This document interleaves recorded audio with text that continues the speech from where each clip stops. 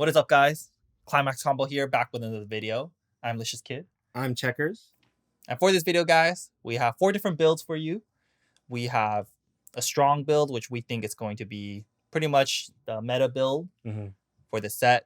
And then we have 8 choice and 8 door, just to cover different grounds, different play styles. And lastly, we have a budget deck / waifu deck for Kita-chan, the best girl in the anime. And like always, guys, for these build videos, we're just going to show you like a sample list, go over some important cards in them, and lastly, kind of the general game plan for each build. But before we get into that, we're going to go over some generally strong cards in the set. That way we don't have to keep repeating ourselves throughout the video. For the first card we want to mention, obviously the level 0 Nijika Double R in yellow. This card is just game breaking. You get an extra hand, and it's a super useful brainstorm effect. And a soul trigger. This card's broken, and if you watched our top 10 video, it was our number 1. So we're definitely going to put this in every build that you possibly can, and it becomes a strong point of those builds. And another great level 0 option that we run in some of our builds is the Real in green. Great utility, super useful in any build, and very strong in the early game. Another card we want to mention is the 0/0 Bocchi. Just really good card. Stock Suicider, and the on-reverse effect is really good and has really strong synergy with a couple other cards in this set. One of them we will mention right now, which is the 3/2 deal. Honestly, this card is really strong. The fact that it could come out early and heal for free if you kill off the 0/0 Bocchi is kind of nuts. Yeah. Definitely a key point in this set, we think. So we want to mention it here because we're going to run it as much as we can in as much builds. So for our first build, it's going to be 4 door and 4 gold bar. This we think is the strongest build, and there's just a lot of good stuff in this build. All the best zeros, the best level 1 combo you can pretty much run. Just a ton of ways to heal, compress, get extra hand. There's just so much amazing utility in this build, and all those compounded together makes the build pretty strong. And highly consistent too. Yes, very consistent. And here's a sample list for you guys on the screen. Like we said, has all the best zeros and a lot of the strong key cards in the set. Very little tech cards for this build. So to start things off for this build, the level 1 Hitori combos with the door. The biggest part about this is obviously the combo. You can have a chance to plus 2 cards with just 1 Hitori, which is great. And she can grab those events, which we'll talk about later. But it's one of the best ways to make use of having extra hand size from your Brainstorm Nijika. And yeah, it's kind of going to fuel the whole rest of your game. And it's just a very solid level 1. The next card we want to mention is the other combo, which is the 3/2 Ryo. This card is really good. The on-play is really good because it can search for more Ryos and or the gold bar to combo off. And the combo is really good because the cost is so light and you pay the cost after the attack. So essentially, you with just 4 stock, you can play 3 level 3 Ryos, and all of them can combo because when she attacks, she fulfills her own stock cost. So for that reason, we think this Ryo is good. It may not be the scariest game ender and does kind of get owned by certain backups. The fact that this is so consistent and so light is why we think it's strong. Next up, we have the level 0 Kita and also the History of Failures event. Both of these are just really useful cards, and they both go to memory. So with this combined with extra hand size, you can actually get a ton of compression with it. You have a ton of cards going to memory. You have an extra card in your hand to out of your deck.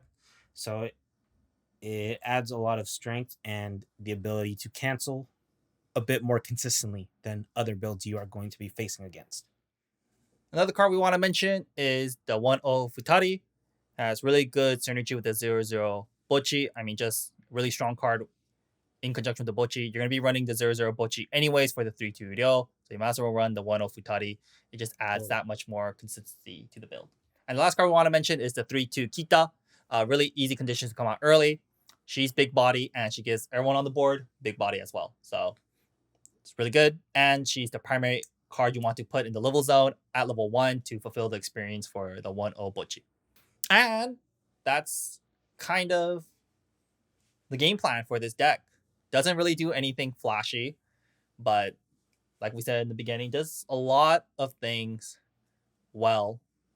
Has good search, has good salvage, can get a lot of hand size. You have extra hand size. It can compress a lot, can heal a lot, has a big board, and strong finish. Every good thing that a Weiß deck can have. So it's I think it's like pretty subtle strong. Like there's no crazy pad finish, no Goudas, but it can get there. It will get there because of the consistency. But yeah, sick list. For our next list, we have 8 Door. Runs the same level 1 Bocchi from the first build. This one is just going to be running the level 3 instead of the Real, and is more of a slower mid-range build that is trying to build up resources to make use of the level 3 Bocchi's Climax combo. This kind of seems to be the build that Bushi was intending players to make. Right. But we think it just falls a little shorter than the 4 gold bar for gate build. For sure. As far as the level 3 Bocchi is concerned, the Climax combo can be pretty devastating, and there is a high payoff, but there is a bit of luck to it and a lot of setting up to it. Experience 6, you need cards in memory, and you kind of need a lot of hand to get multiple off. Overall, there's a lot of work to go into it, and it can be pretty fun to do that, but yeah, just keep that in mind. But it's a pretty cool combo, and this deck should fulfill it. The whole idea is to get this off. Probably the only really different cards in this list are going to be the 0-0 Bocchis, because they have good synergy with the events. Like we said, for the level 3 Bocchi, you need Recollection, and these two will help you get more of the events and or achieve that Recollection too. But that's kind of it for this build. It's not much different from the first build. It does require a little more nuance and setup as opposed to the first build. But we think the consistency of Rio is what kind of tops over this build. But it can be fun. It still seems fun. Yeah, and having 8 gates instead as your Climax lineup just makes it so that you can kind of tech different cards as well. And you can play it a bit more toolboxy, like I like my decks. That is true. A little more utility. For this third build, we have the 8-choice deck. There's going to be more of a combo deck. The idea of this deck is to play the 3-2 Bocchi early and set up your hand and your stock. So that way, when you hit level 3, you can play level 3 Nijikas with the 2-1 Bocchi to blow up your opponent. And here's a sample list on the screen. Think there's some variation you can make to it, but this is kind of what we got right here. And to start off the list, we have the 3-2 Bocchi. Honestly, this card is really good and it's kind of surprising for an uncommon, but easy conditions to come out, heals, and the 2 combos are good. In this build, we kind of have in mind to use that second build or the second effect more at level 2, where you choose a music character, add it to hand, and then put the top card of your deck to your stock. That way you can have more stock for the level 3 Nichika. So this Nichika is pretty cool, and yep, the whole idea is to just build up a bunch of stock. It's an off combo finisher with added ping 1s if they cancel. It's really valuable and pretty cool. And the 2-1 Bocchi is obviously there to help your damage stick. It's decompression, but also has 2 souls, so it's going to be swinging for more damage. And yeah. 2 soul, 1 cost. You'll love to see it. Yep. Isn't that broken? 2 soul with a decompress? Like, come on. That's crazy. It's pretty legit. Next up, we want to talk about 2-1 Kita. Since the 3-2 Bocchi comes out early, but she's very weak. she doesn't get any more power. So she's going to need extra help to make sure she sticks around. So that's why we run the 2-1 Kita. And her effect's okay. And the next card we want to talk about is the TD Bocchi. This is going to be our level 1 combo of choice. We chose this over the double R Nijika because this combo helps you mill when you do the combo. Because for both the early drop level 3s, you want to have 2 or less climax in waiting room. So if you want to refresh like kind of on demand, then this Bocchi helps you get there. Helps you set up more of that 2 or less climax game plan. And that's kind of it for this build. The dream is to have 11 stock at the start of your turn, play 2 Nichikas, play 1 2-1 Bocchi, blow them up. use two level 3 Nichikas effect, game over. And with 8 choices and the 3-2 Bocchi, hopefully you can get there and live the dream. And for our final build and our budget build and my personal favorite build, this is going to be 8 standby with Kita-chan, the best girl in the anime. Ooh. So this list, we're going to kind of call it a combo build. The idea of this build is to get 2 of the red 3-2 Kitas on the board with 1 of the 3-2 green Kitas on the board. So here's the list, guys. We try to keep this list pretty budget. We try to include as little double Rs as possible, but unfortunately, we did have to add both the Kita double Rs just because the deck kind of can't function without them. But they are really cheap double Rs. So after those 2 double Rs, the rest of them are just rares and really cheap cards. If you really like this list, you can, of course, upgrade it to your liking. An obvious upgrade is changing the 0-0 Kita to the 0-0 Nichika Brainstorm. But where's the fun in that? Come on. Keep it on theme, guys. So the first card I want to go over is the level 3 Kita. She's okay. She's decently sized body. Her on play is okay.